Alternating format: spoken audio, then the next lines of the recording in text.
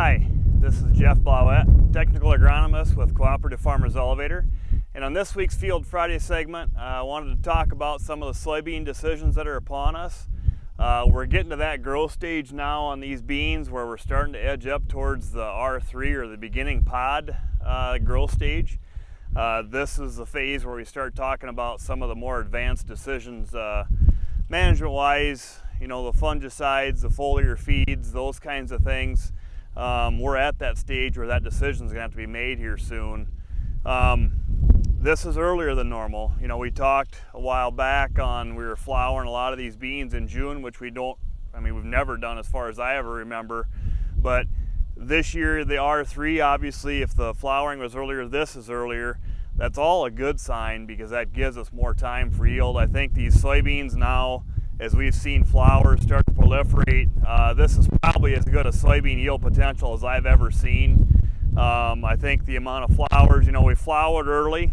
We had lots of nodes before we flowered. We flowered in late June. We've got lots of nodes, and nodes on soybeans are important because that's where the flowers initiate from, and therefore all the pods. More nodes is more opportunity for yield, and I think we see that today. We've got some of those decisions upon us. They're earlier, but I think, even with the economics of things, our long-term average yield data on the, more of your top-end fungicides are kind of telling us that we've seen about a 3.8 bushel response on fungicide applications at R3 with really high yield potential. I think it's probably logical to say we can probably maybe expect the potential for an above-average yield response if we have a higher yield potential in general.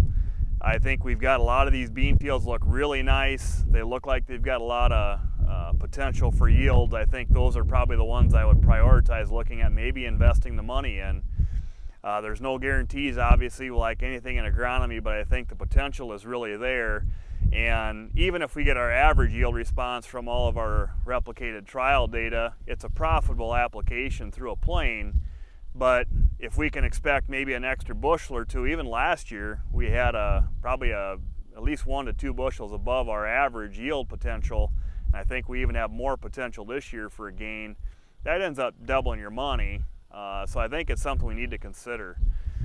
There is some other options as well. We've talked about in the past our foliar feeds, our foliar max-in beans, for instance. Our long-term replicated data on that shows about between 2 and 2.5 bushel yield response for a $5 product.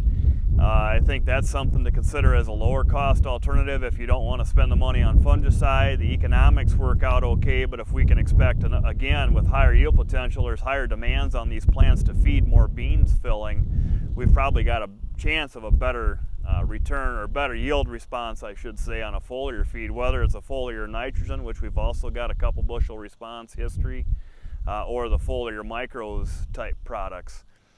The other thing that we're seeing out here is we do have some insect feeding starting to show up now.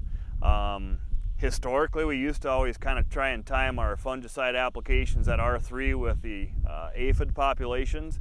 That seemed like that used to work 5-10 years ago. The last number of years, it seems like our aphid infestation's later and later all the time, and I'm not sure specifically why, to be honest. If Mother Nature's got her own control mechanisms that she's starting to enact now, keeping that population in check longer. But this year we do have some feeding insects and some defoliation starting to show up. When we get dry weather, especially hot and dry, that's kind of the weather pattern that grasshoppers really like. I sprayed some trials out yesterday, and I definitely could see a lot of these small grasshoppers ended up on my fender as I was spraying. You can see some defoliation out here. Some of it may be grasshoppers. I'm also starting to see some of these green worms, whether it's cabbage loopers or green cabbage worms or green clover worms, excuse me. Doesn't matter, they all do the same thing. The defoliation is what we're looking at there. They're starting to really work on these beans. I've got some pictures here of what some of the defoliation we're starting to see. If they continue, we got to get to 20% defoliation to justify an insecticide application by itself, but we don't want to let it get there or get too much beyond that because we will lose some yield, especially if we continue to have the high yield potential we have. We need all the the solar radiation capture we can from our canopy. The other little tidbit that could come into play this year, you know, we've got some pretty impressive bean stands. Even though we were a little bit slow with elongation of nodes early, we were putting on more nodes. I still think we're going to have some pretty tall beans on some of these lush environments that historically bother us with white mold. I don't have any scientific backing for this, but I suspect some of these newer fungicides have some activity on white mold if we time them correctly. Historically, the timing of those things is R1, you know, at initiation of flowering, which, you know, a lot of times would end up being somewhere around that 5th to 10th, 12th of July.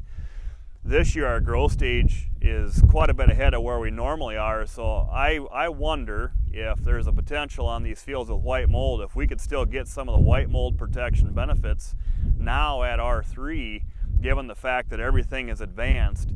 If we can get some of that stuff applied, we may be able to get some benefit from there. And if we do that, then it'll almost be a no-brainer, the yield response we could get from the normal fungicide response and maybe some white mold protection. So just me thinking on my own, like I said, I don't have any scientific documents to lay on the table and say that, but I do I believe it.